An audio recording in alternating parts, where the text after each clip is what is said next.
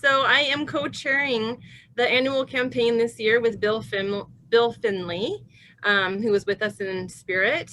And so like we were saying, Nick kicked us off into an amazing Zoom meeting last week, and in that single night brought in $6,000. Did you know that, Nick? No. It's like so brilliant. It was just so much energy and everyone was inspired. And so that was our core group. And again, our core group is leading by example and being true superheroes in our purple capes. Katie, you're wearing purple. You're like a natural on our team. And so again, superheroes being the theme of the annual campaign and just improving the quality of life of those around us. That's really what we're here for. I'm really loving the Facebook posts that we're seeing online, and people are changing their banner around their face on their profile picture once they've donated. Again, just getting more having the YMCA be more visible is fabulous for us all. On that same topic, Peyton put out a commercial or a video that he was talking about the annual campaign, and it really moved me this year. And so I was just going to quote him. He said, the annual campaign is deceptively powerful.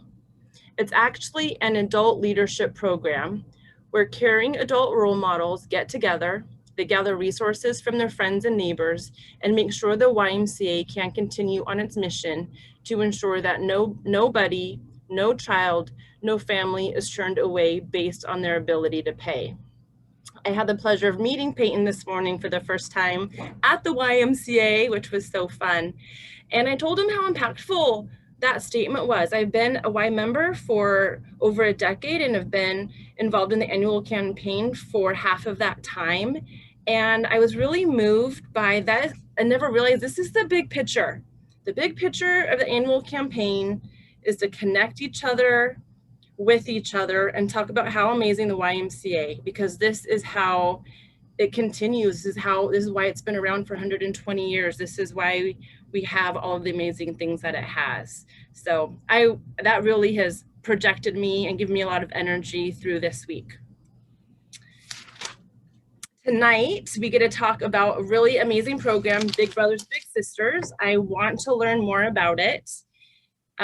We have Pam Diem, who is the executive director. She's going to answer some questions for us, as well as Nick Pembroke, who has a really cool background of the Japanese Gulch. Nick Pembroke is a distance runner, ultra marathoner, some would say, running at 100 miles. Some would say he's crazy. So for all of you guys just showing up tonight, you're automatically entered into a raffle for a Yeti YMCA water bottle in his running honor. So yay. I will hand it over to Gail, who is our Chief Officer of Inspiration, to kind of guide us through the Big Brother Big Sister introduction. Awesome. Thank you, Amy. It seemed just like the right thing to do to kick off our first week after Nick's amazing talk, to start with Big Brothers Big Sisters, a real important piece of our case statement for support. And I couldn't think of any better person than Nick Pembroke. Nick lives and breathes, if you know him, Big Brothers Big Sisters. He's deeply touched by the program and he's deeply involved over the last few years. So we just kind of wanted to get a feel of, Nick, tell us why you are part of Big Brothers Big Sisters. I know you have a story around it, so how are you part of that? Well, a little bit about me. I grew up in the Y, so I was part of the after school programs at the old Y. I learned how to swim in the tiny pool. And our family is totally immersed in the Y, so we spend most of our days there. We're involved in the Tri Club. My kids are currently learning how to swim at the Y. So it's always been a big part of our lives, no matter where I lived, Everett, Bellingham, Shoreline, I've been a Y member. So it's been a big part. And then in 2013, our agency decided to give time to employees to volunteer. And it was just the kick I needed to get out there and volunteer again, because I'd volunteered in the past. I reached out to a friend of mine in the community who was a school counselor, and I said, I'd like to be involved with kids in some type of mentorship way, and I'd like to have that be a focus on reading. So it's those two things. And because reading was a really important part of my childhood. I was an only child for a lot of it, and there were some difficult times, and I would turn to books both to be just different places and just to learn things, obviously, like most of us do. So my friend, the school counselor, she said, awesome, actually, we have a program through Big Brothers Big Sisters that they're trying to kick off in my school. Would you please connect with them and apply? And shortly thereafter, this was in 2013, I started mentoring a book club. So I lead a book club, which is typically 6 to 8 second or third graders at Madison Elementary School in Everett, Washington. And I've done that since 2013. So this would be my 9th calendar year or 8th year, however you look at it. So I brought up lots of different kids. It's had a huge impact on me and those kids I know. And I'm honored to now be a part of the Snohomish County Big Brothers Big Sisters board. So I'm able to kind of spread the word a little bit more, or a lot more, as much as I can, about this awesome organization and its many different assets that it provides to the community and the kids. Wow, it's just simply phenomenal, your journey through Big Brothers and that connection. And when you're thinking about Big Brothers Sisters, I know that you're a major part of their board. What are you doing for Big Brothers Big Sisters currently? What is your part in that campaign? As part of the board, we are getting the word out in many different ways. So there's the team of Pam and the caseworkers who are still doing matches.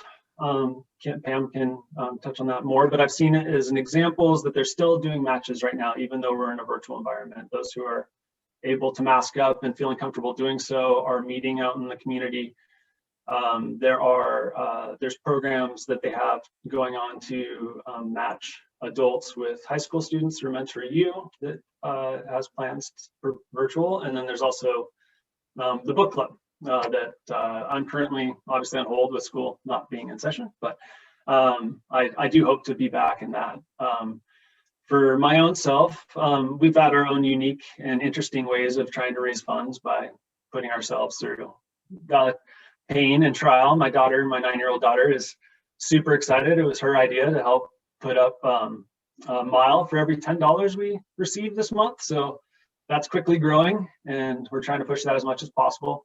We'll split it very unevenly, so people don't have to worry that I'm not going to make my 9-year-old daughter, although she's a killer runner. I'm not going to make her run all those miles. But that's awesome. So legitimately, if you receive a huge donation, it probably means they hate you, right? They want you to suffer. They want you to run really, really far. Is that right? They love Big Brothers Big Sisters. Okay. Yeah. There's all different ways that you can you can commit. You could become a mentor. That's an amazing way. There's tons of kids out there that need that match, need that mentorship. But there's, not everybody can make that a commitment. So committing financially and knowing that I'll suffer for it and possibly, share a video during that suffering. I don't mind that at all. Yeah. Suffering is really tied to passion, I feel. Greatest suffering is tied to passion. Thank you so much, Nick. And you're just such an inspiration, and I just love you so much. And Pam, Nick talked a little bit about what Big Brothers Big Sisters is outside of the book club, but can you give us a little bit more insight on what this organization and how this is so important to the Everett community in Snohomish County? Sure. I want to first say that Nick's friends and family are incredibly generous and love him. This is the second fundraiser he's done around running, and they they are very, very supportive, as is his employer. So we're really grateful. And I'm curious to see how many miles he'll be running when we're all said and done. But thank you for that, Nick. And I've been around. I didn't know you came on in 2013 because that's when I joined too. So we have a really unique relationship with the YMCA. Big Brothers Big Sisters has been around since the early 1900s. The main program that we have is that we do is a one-to-one mentoring relationship. So that's one adult, one child, and the traditional program is what we call the community-based program. So they can go out into the community and do whatever they like. Generally, the big will come and pick the little up, and then they'll go sometimes to the big's house and play games or bake cookies, or they'll go to the movies or the park, or really whatever they like to do. And then, as Nick was saying, we have some school-based programming. So the book club, which is unfortunately on hold because we're not in school right now, but I am going to try really hard, if we're not back in the fall, Nick, to figure out how to do that remotely, because it's, the kids who come into that program are kids who are struggling readers, and they leave that program at grade level or higher. And so Nick, is a huge part of that. And there's a lot of success. So I don't want to just be on hold indefinitely if we're not back. Hopefully we'll be back in school. We do have a Mentor You program, which is a fairly new program to Big Brothers Big Sisters, the network. It was started in Seattle with the Puget Sound affiliate. It is brand new to us. We just launched at Everett High School last week. And that is working in class, physically in class with high school students. And then they communicate with their bigs once a week via email, or if there's an app that we use, they communicate that way. And then once a month, there's an in-person, all the bigs and littles get together in one group and share a meal and those kinds of things. Or they will share a meal once we're back together in person, but for now it's all virtual. When I said that our relationship with the Y is unique, there are only about 40 agencies in the country that Big Brothers Big Sisters call sponsored agencies. We tend to be smaller agencies, and we are affiliated with another nonprofit, sometimes with the government, city government, state government, to do our programming. And there are only 5 YMCA Big Brothers Big Sisters relationships in the country. So it's really unique. And for us, we have 3 staff right now, and to be able to be part of a bigger organization and get a lot of help around financial development and budgeting and HR and IT and all those things, I don't know what we would do if we didn't have the Y.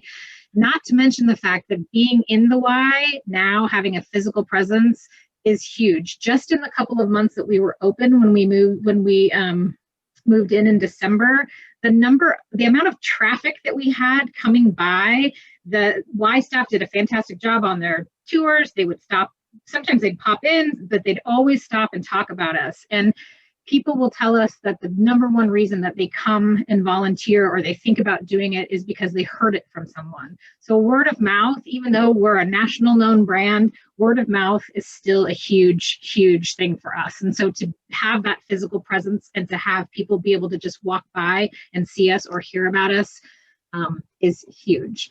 I did want to just quickly say there's an interesting issue when it comes to bigs and littles. So we always have a shortage of big brothers, always. We have a wait list of 69 kids in the county so far, and 44 of those are boys. In Everett, we have 31 kids waiting, and 24 of those are boys. So we always have this shortage of male mentors. The other interesting thing that we have is the reverse of that. We have a ton of big sisters generally and fewer little sisters. And I think that sometimes the reason that is because a lot of the kids who come to us have single moms at home and they're thinking about their sons. They're not necessarily thinking because they're in their daughter's lives that maybe they need somebody. So in Everett right now, I think we have twice as many big sisters as we do little sisters. And so if you know of young girls, I mean, they can be, we serve ages 6 to 18. If you know of any girls who could just use someone extra in their life, they don't have to be anything specific, just a kid, send them our way, because we do have a lot of women who are ready to serve as bigs. So I sort of rambled, Gail. Did I? No, it's so good. It seems we need to find some more men also, right? Men, I mean, yes. So always. yeah, like so by absolutely pushing this into our case of support, which is different from the Big Brothers, Big Sisters fundraising. What impact do you think this is going to have? So the 6 branches are going to end up with this additional exposure and introduction to the whys. What do you think? What do you think can happen here? Well, what I'm hoping is that we just see the number of volunteer bigs increase, because like I said, the word of mouth and the visibility that it will bring, seeing our signage, seeing us in the branches. What I would love to do when we're able is do orientation nights, or just have, have a presence in the branches. And I really think, because it's interesting, they always say, oh, the studies show Big Brothers Big Sisters one of the top 10 most known nonprofits. And then you ask people, and they're like, of course I know what Big Brothers Big Sisters are. I went to one every day after school. And I'm like, yeah, that's Boys and Girls Club. And so there's always this thing. And so people were a household name, but people don't always exactly know what it is that we do. And so I think the more that we can talk about that, and I think one of the things that's difficult for us is because so much of what we do is a one-to-one relationship, it's very hard to follow someone around and really see what happens. And so if we can maybe have some programming in the Ys that people could see, or at least some sort of visibility, that I believe is going to bring more volunteers, and it'll hopefully bring more kids too, because that's ultimately what we want, is to serve as many as we can. Absolutely. That's wonderful. I mean, being part of the Everett Y for so long, and having you guys be in this facility was just one of an important priority as we built and planned this facility. And it felt that way. It's just phenomenal. And gosh, if we can raise this money and have your program so exposed and so deeper connected to every Y. I also feel that people do the same with the Y, by the way. They say, oh, we used to go, but it was Boys and Girls Club. We just say, we got some issues, both of us here. We can. Yeah. So thank you so much. Really, the point of today was just like what you said, Pam, like people not really knowing what Big Brothers Big Sisters is. And so hopefully our campaigners just have a little bit more of a burner conversation around what this is and how important it is to our community. And what I need, like those boys, we need to find some men to take care of those boys, Yeah. Right. And we know, especially after COVID, when we sort of emerged from this, and kids have been isolated a lot, and a lot of the kids that we serve come from homes that aren't really very stable. So now they've been stuck in these homes, and we just know that the need is going to be even greater when people start to sort of emerge. So that's what we're really focusing on now. Well, it's amazing that we are in a position to financially be able to support this, and we are very grateful for that too. You guys. We're all so grateful. It's just phenomenal. Thank you both so much for kind of speaking your passion and talking about something that is just your life and you breathe it. Thank you so much. We really, really appreciate that. And I'm going to pass it on back to Amy Lou.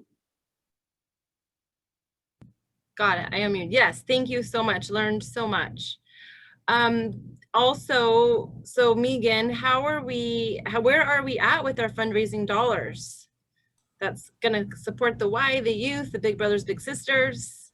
It has been an incredible week. So last week, after our Zoom chat with Nick Salmon, the next day we were able to report that we're at about $66,000. And this week we're at $85,000. So that is phenomenal growth for 1 week into our campaign. And for just doing like one Zoom meeting, not seeing everyone daily in the branch, not holding in-person things. And just typically anytime this year, like we're not even this far along until I would say halfway through the campaign. So we're at 48% of our goal right now. And usually around week 2 of campaign, we're maybe in the low 30s. So it's just been phenomenal to see. and just to see a lot of people doing step-up gifts. The case statement, I think, means so much more to people. People are so much more connected to helping the youth and families of our community this year, and the volunteers and our staff feel more empowered to tell it because it's just a simple need and it's a simple ask. And so yeah, it's been really inspiring and incredible to see that much growth in a week. That's awesome. Thank you so much, Megan, for that update. Everyone that's here, I know for a fact, has donated, which I love, and it's just a testament to our commitment. Hopefully many of us are doing the recurrent donations too, and you can pass that along to the people that you're going to ask this weekend. So who will you be around? Who are you gonna see? Who can you start to plant the seed into, then to follow up with? Kind of my call to action for some of you guys out there for this weekend. Does anyone have a quick share that they would like to share about a positive experience they've had with talking about the why or the annual campaign this week?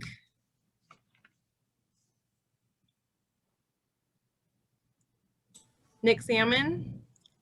Thank you.